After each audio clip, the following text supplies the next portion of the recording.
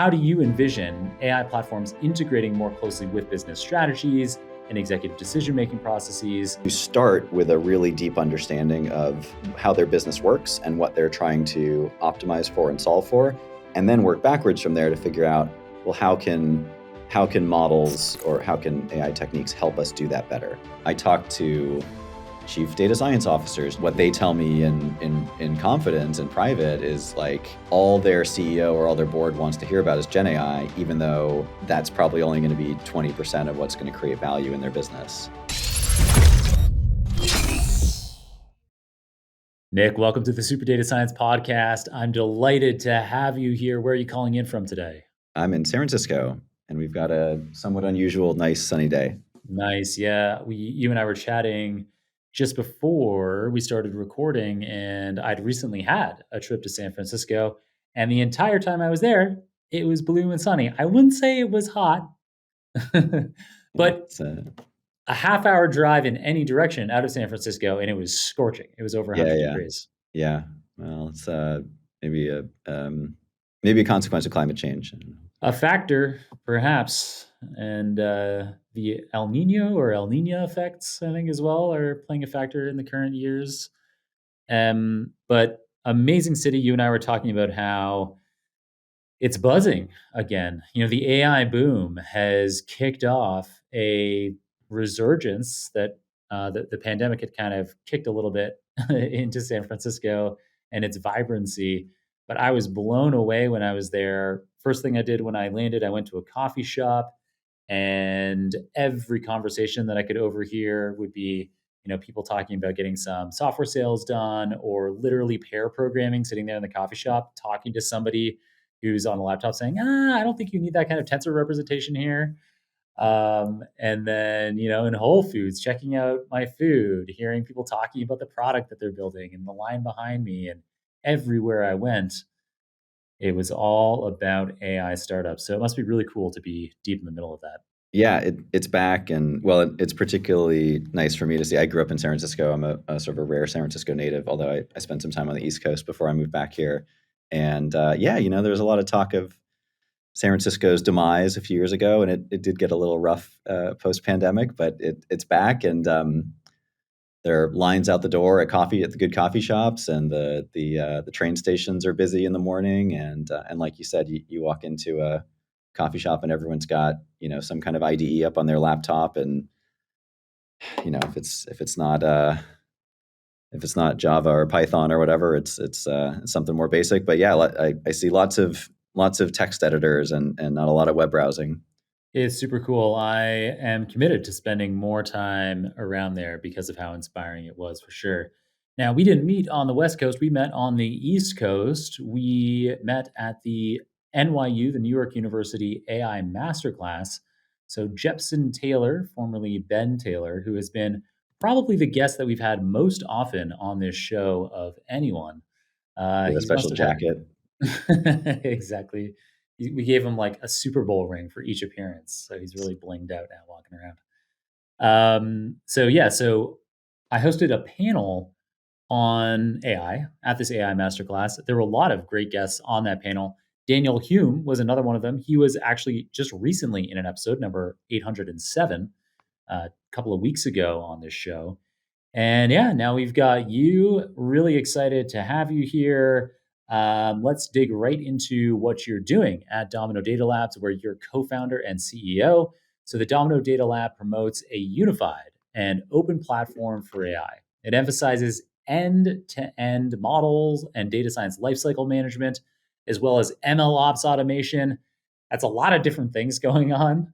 So maybe you could summarize for us, I'm sure as the CEO, this is your bread and butter, to tell us what the pain points are for your users and how the Domino Data Lab platform addresses them. Yeah. So I started building Domino about 10 years ago, and over the last decade, we've built what I believe is the most comprehensive and kind of the best platform that gives large organizations, particularly enterprises, everything they need to do mission critical AI at scale. And I think of that as really having three elements or three facets of what do large organizations need to do data science, ML, AI at scale. The first is we make it really easy for data scientists to orchestrate, get access to, kind of weave together all the different infrastructure that you need when you're doing AI work, right? So you need a lot more compute, you need access to data, you need agility to use all the new latest and greatest software tools, packages. It's the state of the ecosystem is changing so fast that kind of every week there's a new thing you might want to use. And in enterprises, making it easy to get access to all those infrastructure components, all those resources can be very frictionful because IT is putting up bottlenecks and gates and things like that. And at the same time, if you're a data scientist, you're not a DevOps expert, you're not an infrastructure engineering expert, so you may not want to be setting up your Spark cluster and debugging parallel jobs and things like that. So the first thing we do, we provide self-serve access to all the infrastructure you need to be really productive and experiment rapidly and kind of stay on the cutting edge. And by the way, we do that in a way that also meets the needs of security conscious IT organizations. So imagine providing infrastructure access with security controls in place and templates. So because again, in an enterprise context, you don't want to just give all the data scientists free reign to build a Wild West or whatever they want. So that's kind of the infrastructure layer of our stack, and we're, as far as I know, the only advanced data science platform that has native capabilities for multi and hybrid cloud orchestration. So as data scientists, whether you're running an interactive development experience like Jupyter, or whether you're running a batch training job or a real-time inference, you're deploying a model for real-time inference, we can push that to any cloud or on-premise. Okay, so on top of that, kind of next layer of the stack, once you got all the infrastructure stuff you need, we've built like you said, an integrated experience that facilitates the model development lifecycle. I think about this as like what the Microsoft Office suite is for workspace productivity, or what the Adobe Creative Suite is for designers.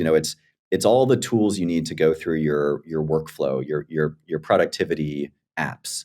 So interactive development, experiment management, model deployment, model monitoring, and then critically making that a tight closed loop. So if you go to deploy a model, we'll automatically set up the monitoring rules for you. If we detect that drift has occurred, we will automatically create a development environment for you with all your raw materials, your code, your data, your software package definitions, precisely as they were when you first deployed your model. Because we really believe that data science it's not a straight line, it's a loop.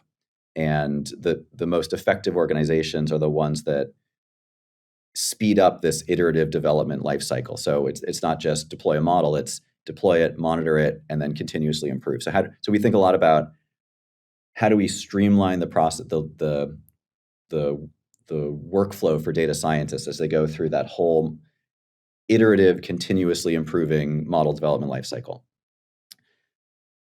So that's layer 2. And then layer 3, which I think is it's one that I think is most exciting and probably most valuable, and it's one that unfortunately it doesn't get a lot of attention because it's not really sexy.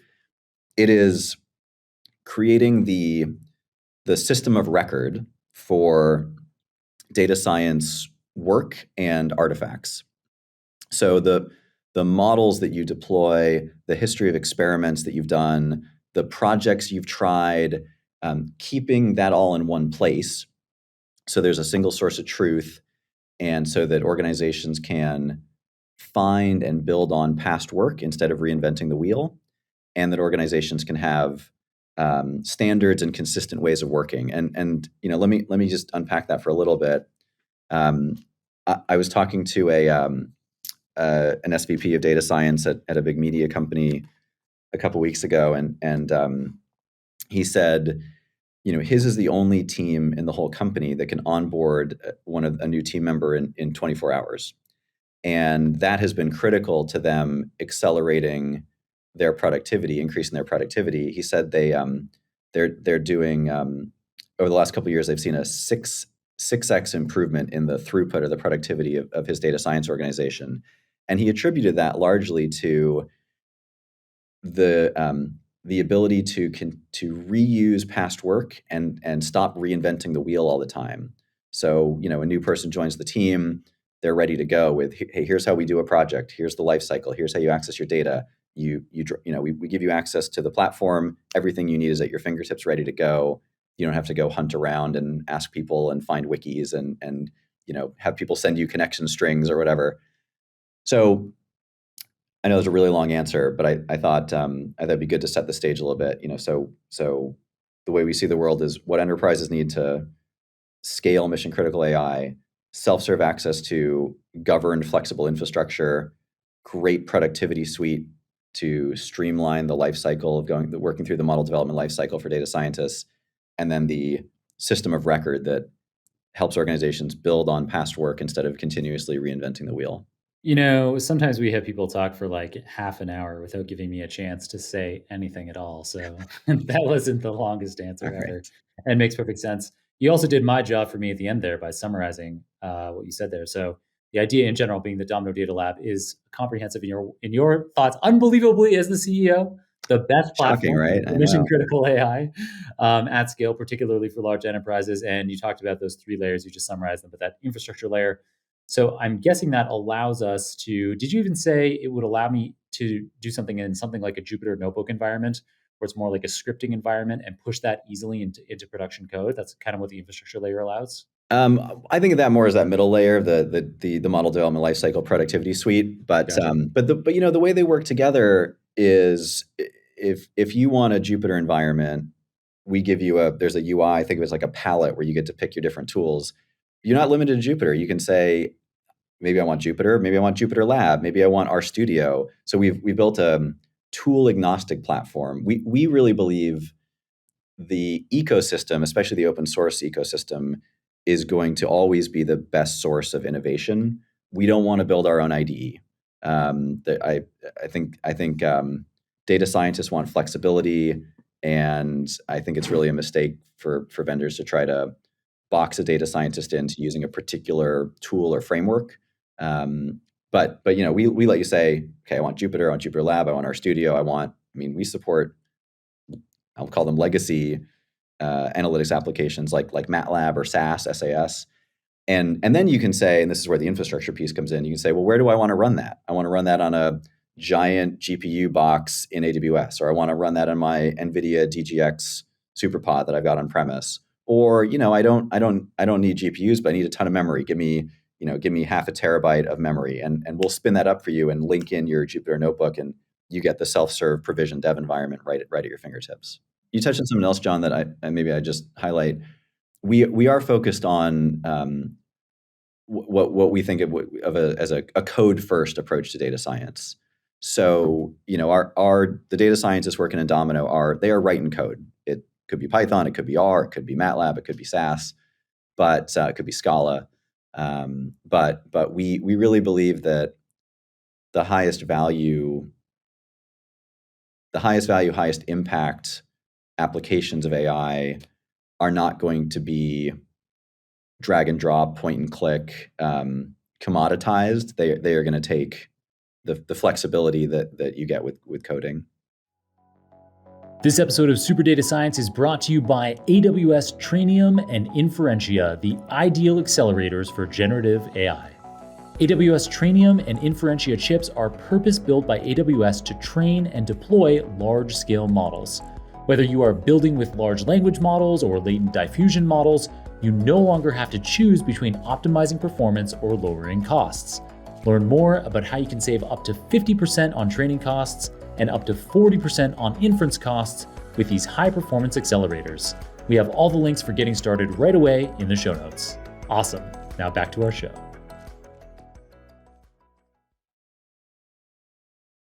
Yep, I see the same thing. We've talked about on the air before with with other companies where this idea of the citizen data scientist, does that really exist? Have you ever met one? It's So Is there's that a this. rhetorical question or? Yeah, well, it is, but I guess if you have met one, then it would be interesting to hear about it. But there's this idea of this citizen data scientist, which is someone who works in the accounting department or HR or something, and they use a low code or no code tool to circumnavigate Something. Yeah. needing to email or Slack a data analyst or data scientist, and they can just build a little pipeline themselves. There's tons of tools out there that do that, and I'm sure if we had someone on from one of these low code or no code tools, they could explain to us exactly where these people are and where they're seeing market traction. But Yeah. I don't meet a lot of people that fit in that box. Look, there's certainly a place for low code or no code data analysis.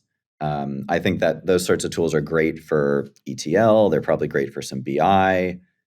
So that's certainly not to. I wouldn't say that like all analytics and data work has to be done with code. I think that's not efficient. But I think the mistake that the world or the market got into for a little while, and I think this is driven in part by some of the like the third party analysts in this space really pushing this idea of citizen data science, was you know this idea that complex modeling will be done with no code solutions. I don't think that I've never seen that work. And I'll tell you about a couple of the use cases that our customers have been doing with our platform. And like the Navy is building underwater mine detection models, and they're using lots of different data sources, from sort of imagery of the seabed to sonar data and whatever, and some other stuff I probably don't know about. And they're not going to, I don't know, you're not going to do that with a point and click tool. Or there was one of the big pharmaceutical companies we were working with, has developed models so they can, instead of doing a genome sequence to understand certain characteristics of a cell, they build deep learning computer vision models so they can actually look at an image of a cross section of the cell in a slide, like a histopathology image, and by using image recognition instead of a full genome sequence, they can much more rapidly and cost effectively diagnose and track patients. And again, yeah, that's not a drag and drop use case. So I come back to, our North Star is enabling mission critical AI. I think mission critical AI is going to be done with code. It's not going to be done with drag and drop. But there are a ton of opportunities to upskill people to help them learn code so they can be effective at building some of these advanced use cases. Some of the customers we work with, they have a role, a persona they've started talking about as a citizen developer. And it's interesting because these folks are like they have a statistics background or a hard science background, economics, physics. They're comfortable writing and reading code. They can sling some Python. What they don't know is the full depth of software engineering, right? They don't know, and they don't know infrastructure engineering. Like they couldn't go write a distributed system. But it turns out that if you can abstract away a lot of the infrastructure and DevOps complexity, then you widen your aperture of talent, and you can take these folks who come from statistics, hard sciences background, know how to read and write some code, and you can make them very effective in contributing to an advanced data science organization. Sounds a lot like me.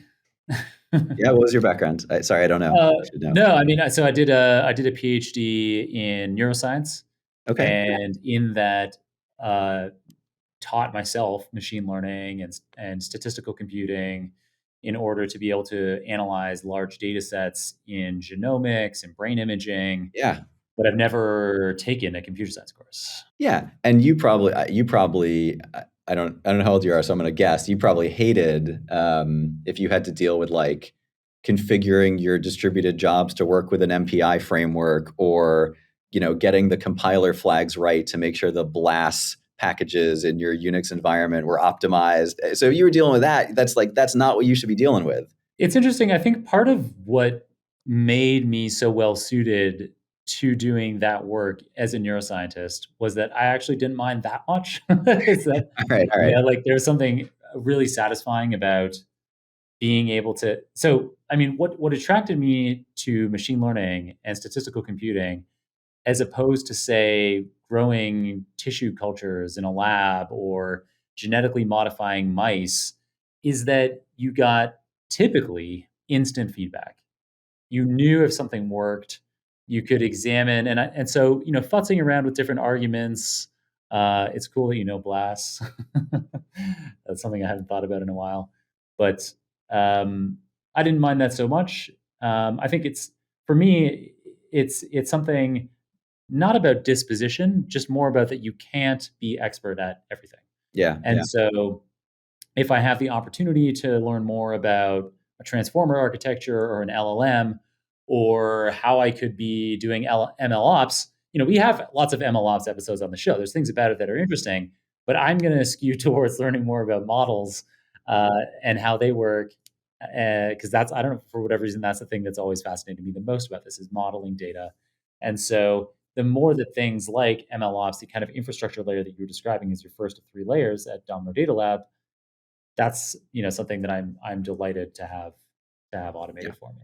And then imagine. I mean, I'm glad that you like doing that stuff, but there are a lot of people who don't. So imagine if we could elevate more of the technical population, so that if you did have the skills for analytical reasoning and some basic programming, but you didn't enjoy or want to spend time doing all that DevOps stuff, imagine if we could make you super productive to contribute on some of these advanced teams. That's a lot of what we're doing. For sure, it's been many, many years since anyone has taken a line of code I wrote and put it into a production system. Yeah, yeah, So yeah, I totally get the value of that. I like that idea of the citizen developer. You mentioned a couple of big use cases there for the Domino Data Lab, the U.S. Navy, for example.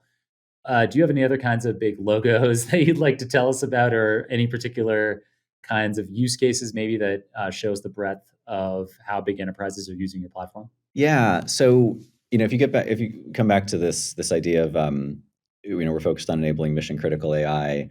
What that means in practice is really we work with companies where models and AI are typically driving top line of the business. They're core to revenue, they're core to strategic advantage, or they're core to competitive advantage, or core to strategy.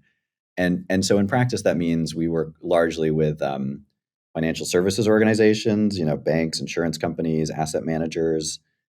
We work heavily with the life sciences space. We're working with 10 of the largest 20 pharmaceutical companies in the world right now. And then we're also, as I alluded to, doing quite a bit of work with the federal government, especially in the defense space. And I don't remember quite which customers I can mention by name and which I can't, but I can tell you about some interesting use cases. In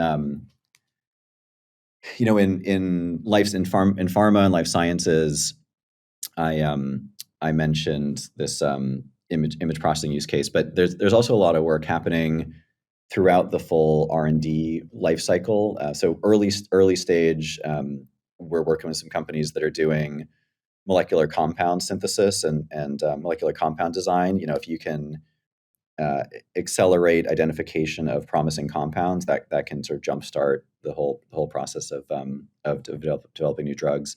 And then at the tail end of the process, there's a lot of opportunities for using predictive modeling to optimize clinical operations and optimize sort of shorten the time to complete clinical trials. And that's a really big deal. Like if you can bring a new drug to market a couple months faster, you're talking about saving lives and making a ton of money for the business. So that's interesting. Actually, one customer I know I can talk about, GSK, a big pharmaceutical company. They're now using our platform for all of their clinical programming. So that's the work that data scientists and clinical programmers do to analyze and prepare results of their clinical studies before they go get regulatory approval.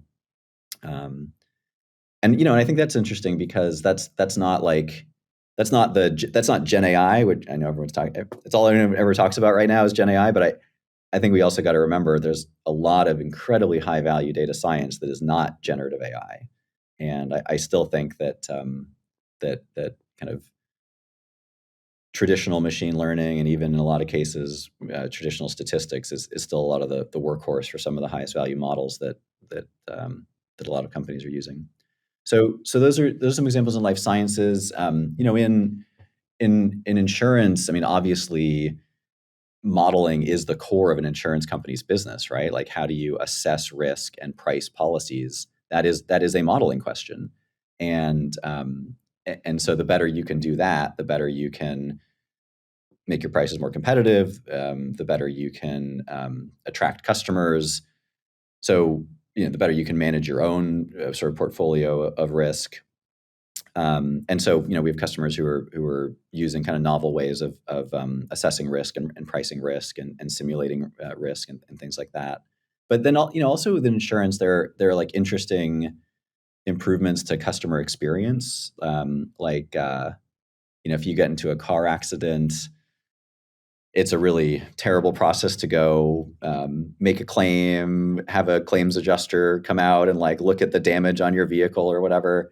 And so there's one use case I liked a lot that's an app where if you're in a car accident, you take a picture of your car in the accident, and models and machine learning will create an estimate of damages and sort of bypass the whole process for having claims adjusters involved. And I think that's a great example of improving customer experience and increasing operational efficiency for the business. And maybe along those lines of operational efficiency improvements, claims processing or any kind of like document processing is another really common use case that we see as a low hanging fruit way to create a ton of value. There's an insurance company we work with that they've now built models that can automatically resolve something like 60% of their claims. And you just think about how many people are involved in that process, and what a terrible experience it can otherwise be for a consumer to have to deal with that. And it's just great. I mean, it's like a radically better win-win for everybody involved. So those are a few that come to mind.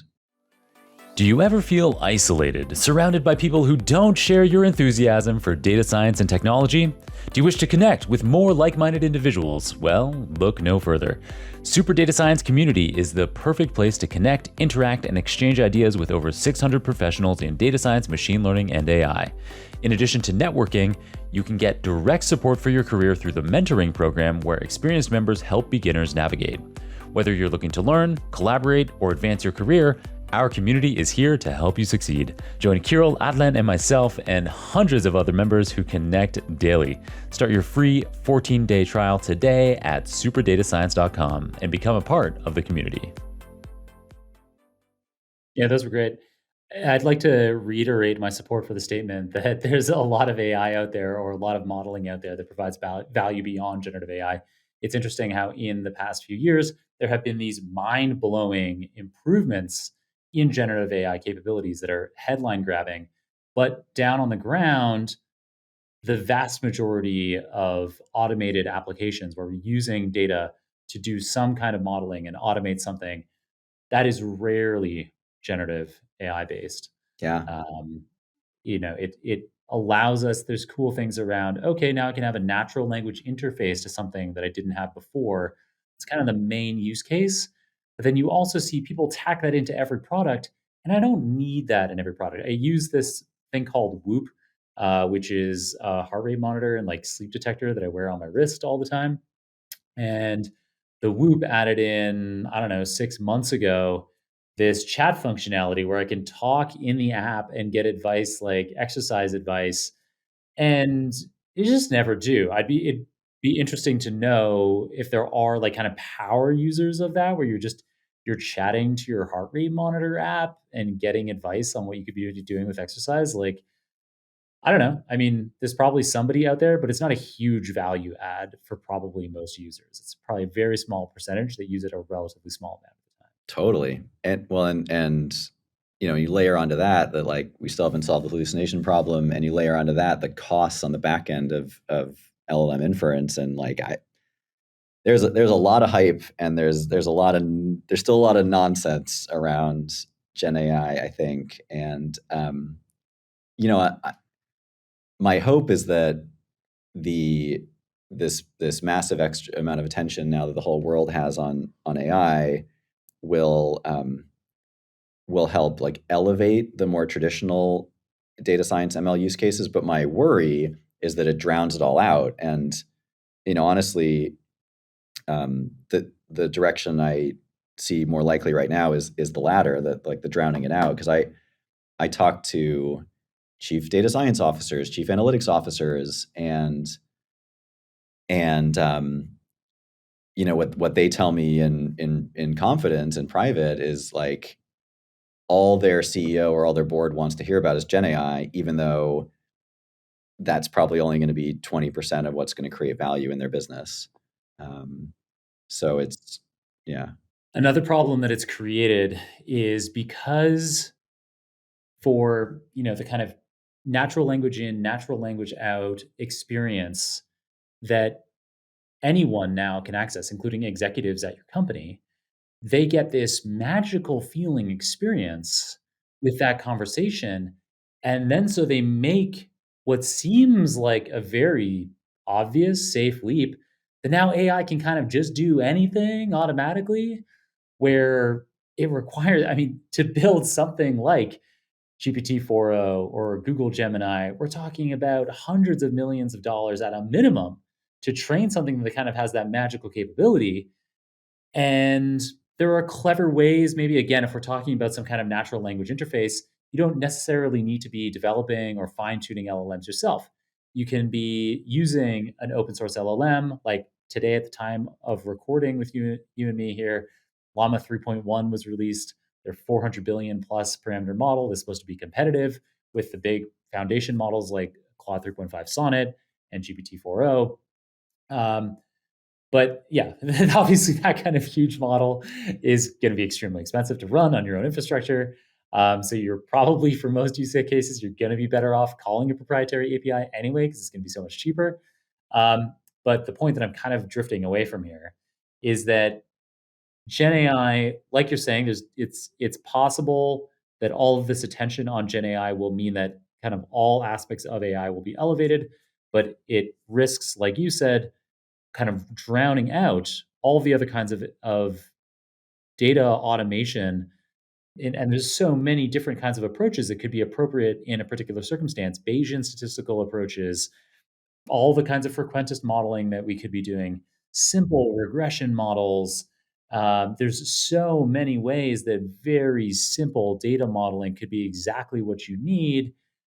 Um, but yeah, you end up hiring people or pushing projects that are getting Gen AI into products when ultimately users aren't going to use them. And then there's disappointment around it. We spent all this money on getting all these Gen AI features in. No one's using them. AI isn't that great for us anyway. Right, right. Yeah, I agree with you that especially the product integrations I think have a little bit of this like jump the shark feel. But let me in defense of Gen AI, I do think there are very significant opportunities to improve um, general workforce productivity across a number of different roles.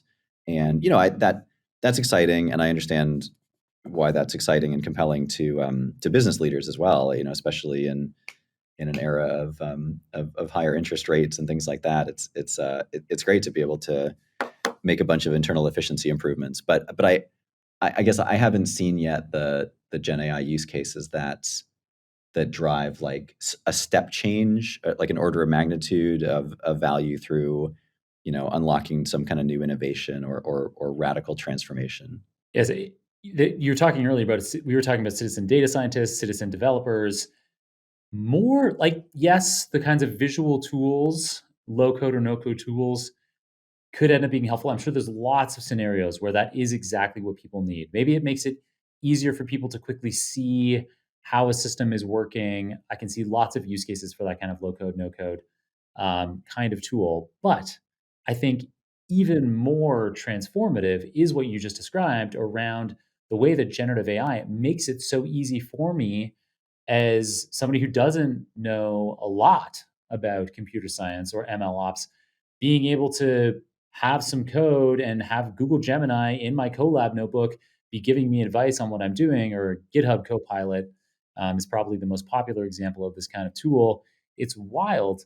Um, I did an episode recently, episode number 798 on Claude 3.5 Sonnet, so people can check out particularly the YouTube version of that. I mean, the audio only version works as well, but in the YouTube version, you can see how in that tool, like, I don't, if you're a listener to this show, you should be paying the $20 a month to be getting access to Claude, because it's unreal how you can be generating what they call artifacts alongside your conversation, including fully functioning web apps. So in terms of being able to like pair program with an expert on whatever you want to be pair programming on, there's never been a better time, and it's just going to get easier and easier. So yes, there are definitely big kinds of efficiency gains that can be made from these kinds of tools, as you said. I'm just kind of adding some color onto that, Nick. Daniel Hume, sorry to interrupt, but my last point here. Daniel Hume, whom we mentioned at the onset of this episode, that you and I were together with him on a panel at NYU a couple of months ago, he recently, on his episode with us, episode number 807, he had an interesting take on how you could potentially get that kind of 10x lift in an organization. It would require a lot of upfront investment, but he was making the case that in terms of the AI capabilities we have them today, if you were able to engineer your data pipelines to be taking the vast majority of corporate conversations, so Slack conversations, emails, meeting notes, if everything was being well digested by large language models, their context windows are large enough, and you'd probably need several tiers of kind of going to summarization. There's lots of cleverness that you would need to do in terms of stitching these systems together. But at least hypothetically, the LLMs are there that they could be processing this huge amount of data, be identifying signals, and then advising people in the company up and down the organization on strategic decisions they could be making. Even things that might sound kind of controversial would be theoretically possible, like recommending who should get a promotion relative to other people. So there's, I think there's a huge amount of potential, but there's also there's lots of work to do. Like just having these wild LLM capabilities, which truly are wild. I don't want to understate that. It's mind blowing to me. It's crazy to me that we have these technologies today, and 2 years ago, 3 years ago, I wouldn't have imagined that we would. But there's still a tremendous amount of human ingenuity and hard work required to stitch these things together and make something powerful. Maybe it's possible I don't have a long enough foresight here, and I'm not being imaginative enough. But I'm skeptical that the idea of like we'll just ingest enough of the corporate data and the LLMs will be able to make good strategic recommendations. I'm skeptical of that idea, but we'll see. Yeah, maybe the future will prove me wrong. Yeah, so I can get your skepticism about just being able to feed a whole bunch of raw data, a whole bunch of raw natural language or other kinds of data, maybe even tabular data, into an LLM, and sort of automatically that cascades into business decisions. But you have, on previous podcast appearances, as well as on the Domino.ai website, uh, your belief is that it is possible to weave AI into the fabric of businesses. So how do you envision AI platforms integrating more closely with business strategies and executive decision-making processes today or in the future? Well, let me kind of answer in two parts before getting to the platforms question. Let me start before we even talk about technology, and then I'll come back to the platforms part of it. So, what I mean by weaving AI into the fabric of the business is that the way for a company to get the most value from data science, ML, AI is to start with a really deep understanding of how their business works and what they're trying to optimize for and solve for, and then work backwards from there to figure out, well, how can models or how can AI techniques help us do that better? And that may sound obvious, but it's surprisingly uncommon. Far more common, unfortunately, is sort of the reverse or the backwards approach, where companies think like, oh, what can AI do, or it's like, well, what data do we have, and can we like throw some AI at that and see what comes out, and that's all backwards. There's um, one of our customers is Verizon, and the woman who used to run data science there, I think she's the chief data and analytics officer. Her name's Linda Avery. She's given a great talk about this idea of working with your organization to build a value tree for data science and AI, which is to say, okay, what are the most important metrics to your business? Forget data science for a second. And then what are the highest levers that drive those metrics, and what are your key strategic assets that you have as a business? And from there, you get down to, okay, well, what are the creative or imaginative ways we can come up with for using data science and AI to move those needles? So, if it's an insurance company, it's okay. How do we better assess risk? How do we better price our policies? How do we provide a differentiated customer experience? Because if you believe that over time the competitiveness in the insurance space is going to be a race to the bottom on price, and if your strategy is win on customer experience, that's kind of how you start. So then you say, okay, well, how can we use data science to, for example, improve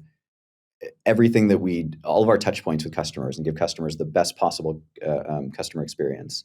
But if you're an asset manager, then you're going to be looking at, okay, well, how do we identify sources of alpha more rapidly? How do we build more automated investing strategies? And that's the key lever to pull for your business. If you're a pharmaceutical company, it is, how do we get innovative therapies to market faster? And then you work backwards from there. Okay, well, where's the bottleneck in our pipeline? Is it early ideation and discovery? Is it the clinical trial process? And is that where we think we can shave time off the pipeline? And so you take this top-down optimization problem by looking at your business and what are the key drivers you're trying to move the needle on. So that's what I mean when I talk about like weaving AI into the fabric of the business. It's not a thing you go and sprinkle on. It's a thing you say, well, as an executive team, we're planning our business. What's most important? What are the KPIs? What's the strategy? What do we view as our most important assets? And that's how you prioritize your AI projects. Does that make sense? Mathematics forms the core of data science and machine learning. And now, with my Mathematical Foundations of Machine Learning course, you can get a firm grasp of that math, particularly the essential linear algebra and calculus. You can get all the lectures for free on my YouTube channel, but if you don't mind paying a typically small amount for the Udemy version, you get everything from YouTube plus fully worked solutions to exercises and an official course completion certificate. As countless guests on the show have emphasized, to be the best data scientist you can be, you've got to know the underlying math. So check out the links to my Mathematical Foundations of Machine Learning course in the show notes or at johnkrohn.com/Udemy. That's johnkrohn.com/UDEMY. Makes a huge amount of sense. And I think you articulated it extremely well, but this is something that we've talked about on the show before. You're not the first person who's kind of had this general hypothesis, if I'm reiterating this correctly, that you don't want to go from seeing some new AI hammer Right. to trying to find some nails in the business to Right. apply that to. Yeah. You identify where are the biggest opportunities for automation, where can we make it the biggest strategic lift, and then as part of that solution, maybe AI can be one of the answers, maybe not. Right. And back to our earlier conversation, maybe Gen AI isn't the right strategy or tactic for a particular opportunity. Maybe traditional ML is, maybe traditional statistics is. So you work backwards from what's the metric we're trying to move, what's the best way that AI broadly can help with that, and then what's the best technique to apply or tactic to apply. And notice, when you asked about kind of how I see AI platforms fitting in, notice like nothing I've said so far has anything to do with technology or with platforms, right? I mean, I think the idea that, oh, you just bring in some tool or some platform and all of a sudden that you're gonna be this like AI driven, model driven company. Like that's not how it works. It has to start with people and process and technology. Don't get me wrong, technology and platforms can be a very valuable accelerator of that change. But in and of themselves, they won't drive that change. So they're an enabling component. Once, as an organization, you kind of know what you're doing and what you want your strategy to be. But to that end, so then I think about, okay, well, how can platforms like ours help? And and it comes back to what we talked about in the opening part of the conversation. I mean, so the first thing is, if you want to weave AI into the fabric of your business, inevitably you're going to have different use cases calling for different techniques and different tactics. Those are all going to need different types of modeling projects. They're going to use different types of tools, and so a good platform will give an organization the agility and the flexibility to quickly and easily use the best tool for the job. This is a regression. This is best addressed with a regression. How do we do that? This is best addressed with GenAI. How do we do that? This is best addressed with this is a deep learning computer vision problem. How do we do that? So a good platform will not box a company into one particular methodology. It's not like, oh, everything, we're going to do everything with AutoML. It's how do we give you the most expansive toolbox, because different jobs call for different tools. That's the first thing. The second thing I would say is, how do we make it? Platforms can make it easier and faster to compress the time from idea to production impact. And that's another pitfall for a lot of organizations, is like, hey, we did a lot of prototyping, we've got some exciting projects, but okay, have they delivered business impact? Have they touched your business processes, or they're affecting real life decision making, either through automation or by informing a human? Not everything has to be fully automated, but are they in finance, we'd say, like, are they touching the money? And there's an analog in other industries. Are they affecting decisions or actions? And that's something a platform can help with, by streamlining the process to get models reviewed, packaged into forms that are more conducive to production operations, handling the operations of them, doing things like model monitoring, so you can mitigate risk and be confident these things are deployed in a safe environment. So yeah, that's a lot of what we think about. And then the third thing I would say in terms of how platforms can help is again back to my point that technology is almost never the end in and of itself. It's a means to an end, and the big thing, a huge thing companies have to think about as they weave models into more parts of their business, is scaling their human organizations. Like, you need more data scientists. You need to go from 10 to hundreds. And so how do you attract and retain talent? And how do you upskill talent you have? And how do you make your talent most productive? Those are things that platforms play a huge impact in. A big driver of why top talent leaves organizations is they feel like they can't get access to. They don't have good productivity tools. They don't like the way they have to work. It's too annoying. It's too painful. It's too cumbersome. They have to wait weeks to get machines from IT. That's really frustrating for great data scientists. So, how do you give your data scientists a great experience so they enjoy working? Some of the companies we work with have said that in their recruiting process, they have candidates use our platform, and they say, look, like, this is what you'd be using if you came to work here, and that's a selling point that gets data scientists excited. And then back to this other thing we talked about early on, of this idea of preserving organizational knowledge and making it so folks don't have to continuously reinvent the wheel.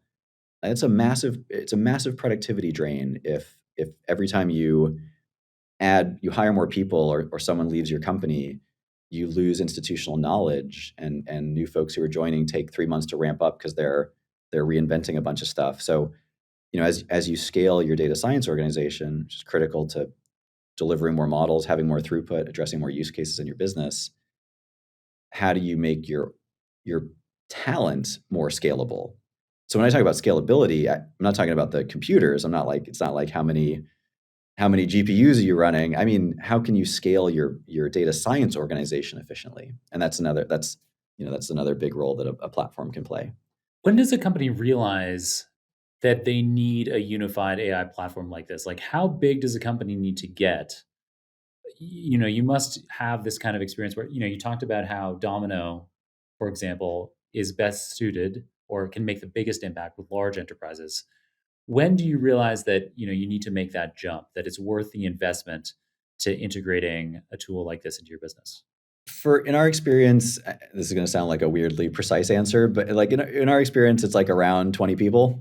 And there's Like no 20 data scientists or 20 people in the whole sorry, organization? 20 data scientists. Yeah, yeah. Which to be clear, you can have that size of a data science organization in a 500 person company or in a 10,000 person company, but it's around a couple dozen people doing like data science, computational research work, and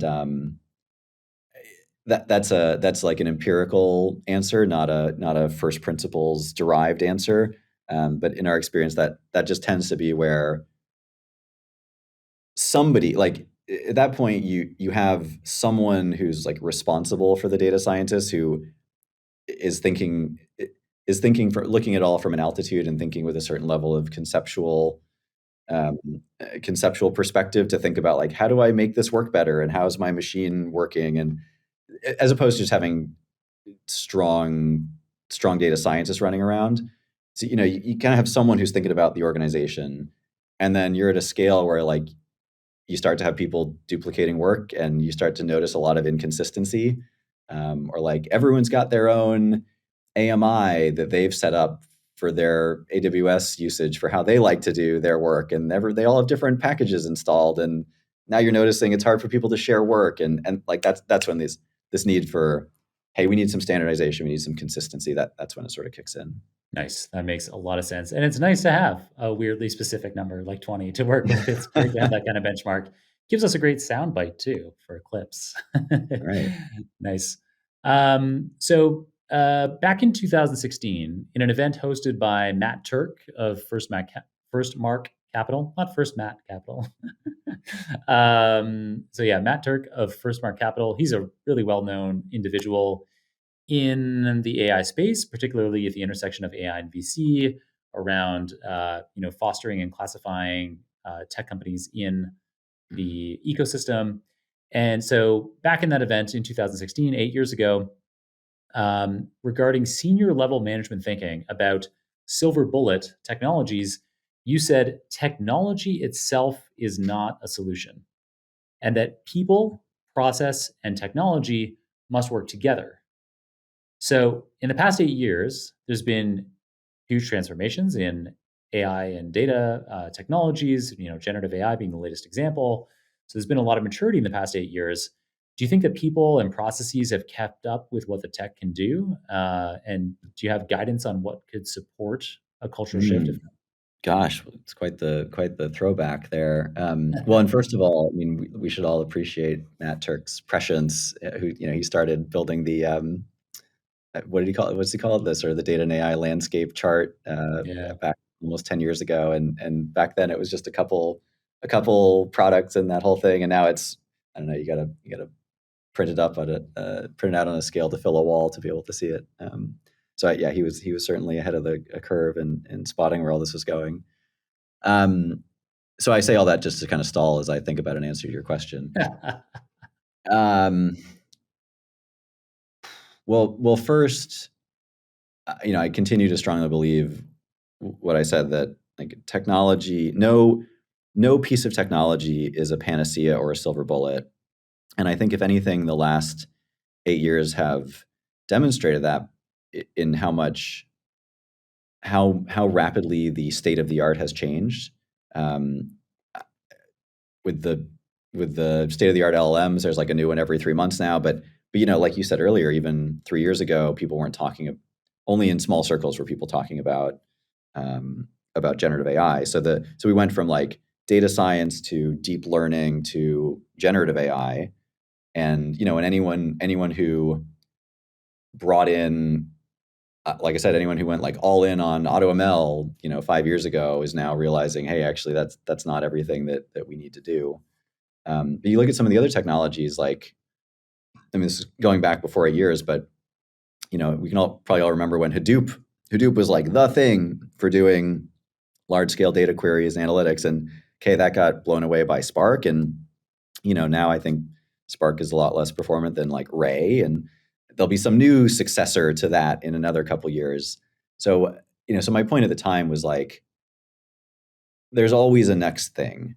Um, and and anyway, then now back to the other part of your question about like kind of how people in process kept up. To generate business impact from models or from AI or data science, it is not merely a question of like, can I build the model? It is also a question of, can I, well, first of all, it's a question of, can my organization work in a way that prioritizes the right things for us to build? So this is back to what we talked about a minute ago of what do I mean by weaving AI into the fabric of your business? Do we have the right cross-functional collaboration for data science organizations to get the right priorities, to know what's most important to work on? So it's sort of the leadership team working together to prioritize use cases in the right way. That has nothing to do with technology. Then let's say we build a great model. Do we have the organizational capability to get it into production in a way that is safe and streamlined? Uh, There are companies we've worked with that have said, like, it has taken them longer to get a model into production than it has taken to build a new headquarters, and that's crazy. So, and I think, I know I've been kind of avoiding directly answering your question about whether this all kept up. I think the way companies think about evolving, maturing their internal processes and organizational capabilities was evolving in a good way. Like it was, we were on a good track. I think Gen AI is a bit of a bit of a disruptor in that, right? Because like let's think about model approvals, model reviews, model governance, model validation. Gen AI introduces a whole new set of complexities for how organizations need to review and govern and manage models that are in production. I think companies were like getting comfortable with model drift. They were getting comfortable with like, hey, let's review models before they go to production to understand, feature weightings or other explainability analyses. Okay, but now you try to do that with, we're going to put a Gen AI model in production. It's like, well, now we got to invent whole new processes for, well, what are our standards for guardrails? Like, do we have any idea what data was used to train this? How do we monitor these things now they're in production? Because it's not quantitative outputs you're getting. That like it's hard to precisely define what drift would mean. And like you pointed out with your example of the Whoop chatbot, I think companies, we're still in a bit of a hype bubble around like just throw chatbots at everything instead of being disciplined to think through what are the best applications for Gen AI to really move the needle for our business. So it's a very, very rambling answer, but I think my summary would be, 2 years ago, I think companies' processes and internal discipline for maturing how they used AI was going in a good direction, and now we've had to reset a little bit because of the differences and the nuances of Gen AI. Yeah, that answer makes a lot of sense, and that's a great answer. Um, so switching gears a bit here, from the way that Domino can fit, or tools like Domino can fit into business processes and allow enterprises to automate things, to have their data science teams scale more readily, to ultimately get models more rapidly from prototyping into production. I'd like to talk a little bit, if you can, and there may not be a lot you can go into, I'm not sure, about the way that this works, like technical specifics behind the hood. Yeah, it'd be really interesting to hear how, if you are Domino, if you're creating a tool like yours that data scientists, other technical people, that whole large enterprises are going to be relying on, what do you do when you build your tech stack? to ensure that it is highly scalable and performant. I thought you were maybe going in a slightly different direction. So less about like how the product works and more like how we ensure scalability, or You can do a little bit of both if you want. or would you mind giving me like a slightly more specific question? Sure. So, what kinds of programming languages are in the stack to create Domino Data Lab? Or, Yeah. yeah, Yeah, sure. So most of our platform is built in Scala, and that was a choice we made very very early on, and we've stuck with. Our front end, as you'd imagine, is JavaScript, and we use React for that. It's the I think we initially had a different front end framework, but have switched to React. And then kind of deep in the stack, we're a fully Kubernetes native platform, and so we do have some bits of the code base that are directly written in Go because of some kind of direct interfacing we need to do with the Kubernetes stack. Like we built some sort of like some like custom Kubernetes operators and things like that. very cool. Yeah, that makes a lot of sense. Yep. React is a front end, not hugely surprising. It's also for people who are building platforms, they're probably aware of how something like Kubernetes is critical to allowing these platforms to be highly scalable. I hadn't heard of people writing their own kind of Go code to make aspects of that Kubernetes Mhm. customizable. So that's cool and new to me. And then, yeah, interesting to hear the platform being built in Scala from the start, as opposed to say, something like Python, which might have been another option for kind of the back Yeah, end at the time that you would have started on Domino Data Labs. yeah. So I don't know a huge amount about Scala. It's a functional programming language, or it's a right. It is, although it's I mean, used in a pure in its like purest form, it is functional. It's got a lot of flexibility, and it's also possible to use it more imperatively. And um, some Scala code looks a lot like just more concise Java code. It's a good hybrid. Cool. Well, it's great to kind of have that that insight into what's going on under the hood. It's a kind of question I should probably ask most of our guests on the show, particularly technically minded founders like you are.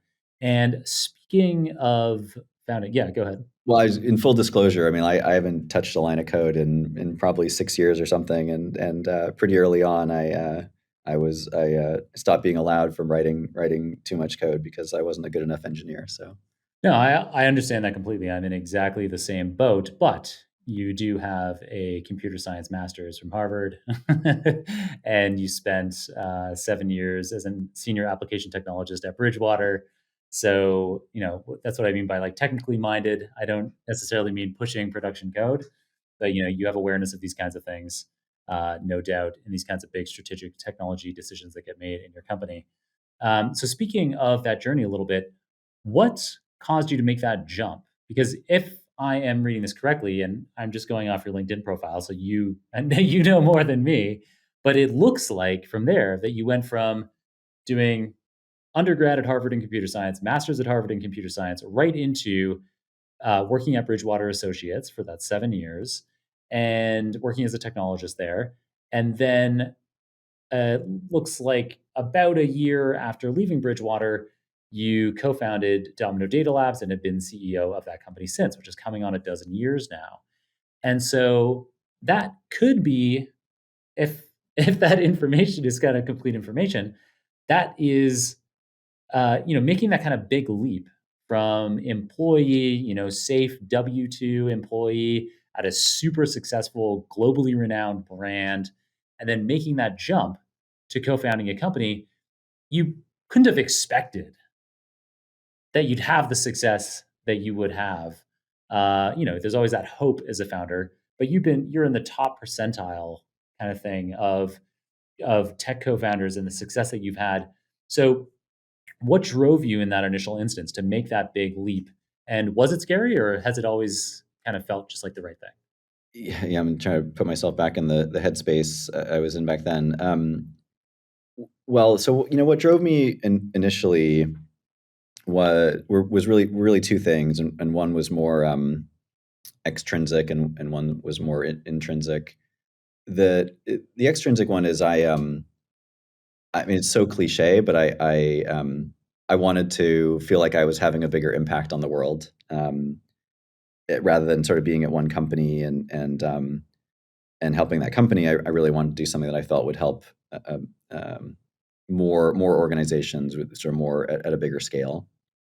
Um, and and the second thing, which is a little more internal, was I I need to feel like I'm constantly learning and growing and improving. And if I don't feel like that, if I don't, this people talk about being in like the stretch zone.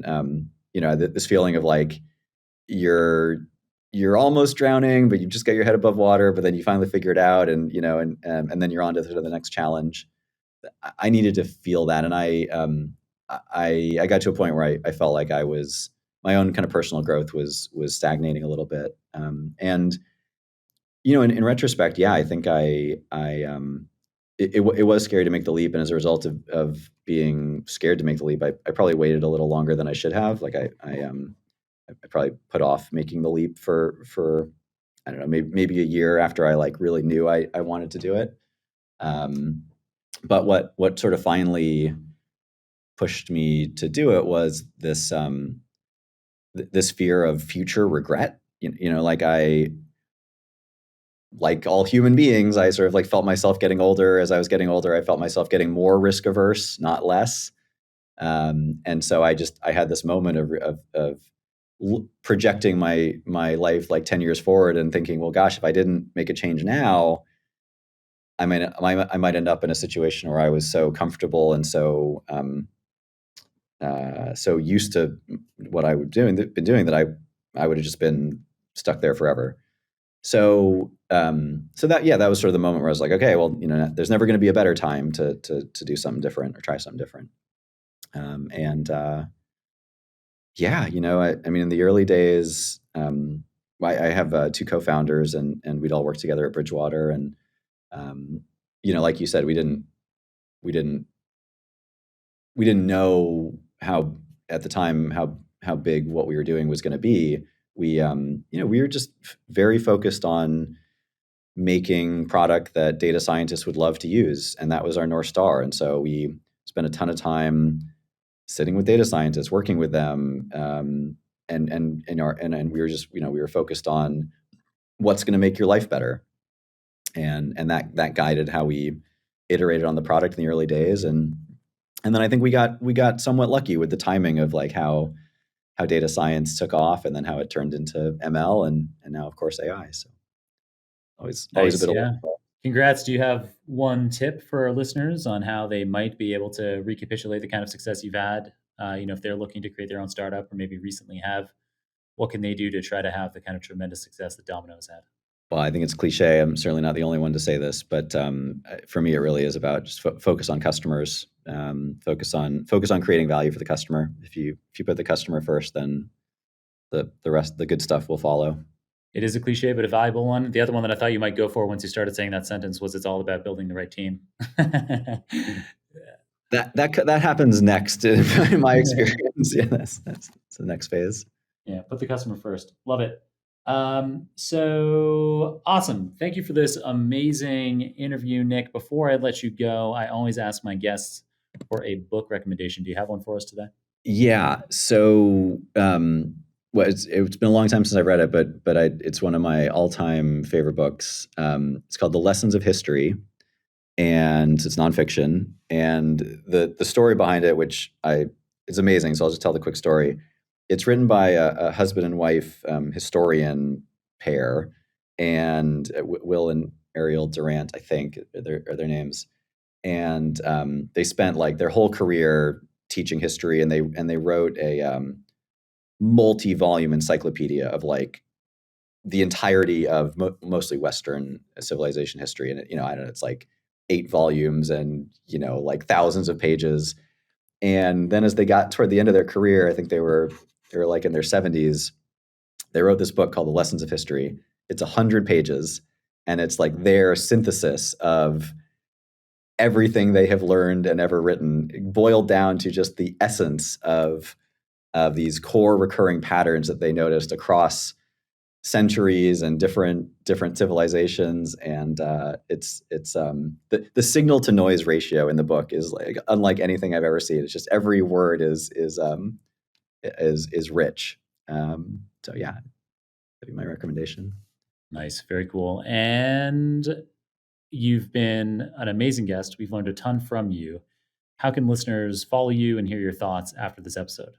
You should follow the Domino Data Lab page on LinkedIn. I personally don't have a lot of social media presence, but so LinkedIn for myself, Nick.Elprin or Nick Elprin on LinkedIn, or the Domino company page. Nice. Thanks a lot, Nick. And yeah, hopefully catch you at some part of the world soon, New York, San Francisco, wherever. And really appreciate you taking the time with us today. As the CEO of such a tremendously successful company, we are grateful to be able to have that time with you and be able to glean some rich insights from you. It was a real pleasure. Thanks, John.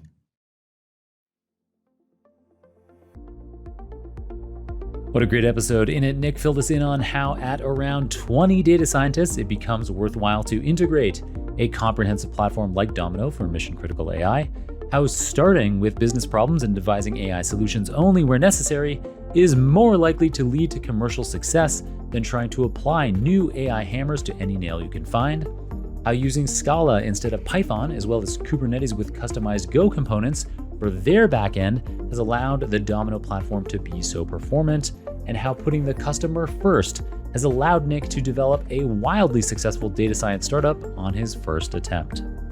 As always, you can get all those show notes, including the transcript for this episode, the video recording, any materials mentioned on the show, and URLs for Nick's social media profiles, as well as my own at superdataScience.com/811. Thanks, of course, to everyone on the Super Data Science podcast team, our podcast manager, Yvonne Siebert, media editor, Mario Pombo, operations manager, Natalie Jaisky, researcher, Serge Massis, writers, Dr. Zara Karshe and Sylvia Ogwang, and, of course, our founder, Kirill Eremenko. Thanks to all of them for producing another exquisite episode for us today, for enabling that super team to create this free podcast for you. We're super grateful to our sponsors, and you can support the show by checking out our sponsors' links, which are in the show notes. So please consider doing that. And if you are interested in sponsoring an episode yourself, you can get the details on how by making your way to johnkrohn.com/podcast. Otherwise, please share, review, subscribe, and all that good stuff. But most importantly, just keep on tuning in. I'm so grateful to have you listening and hope I can continue to make episodes you love for years and years to come. Till next time, keep on rocking it out there, and I'm looking forward to enjoying another round of the Super Data Science podcast with you very soon.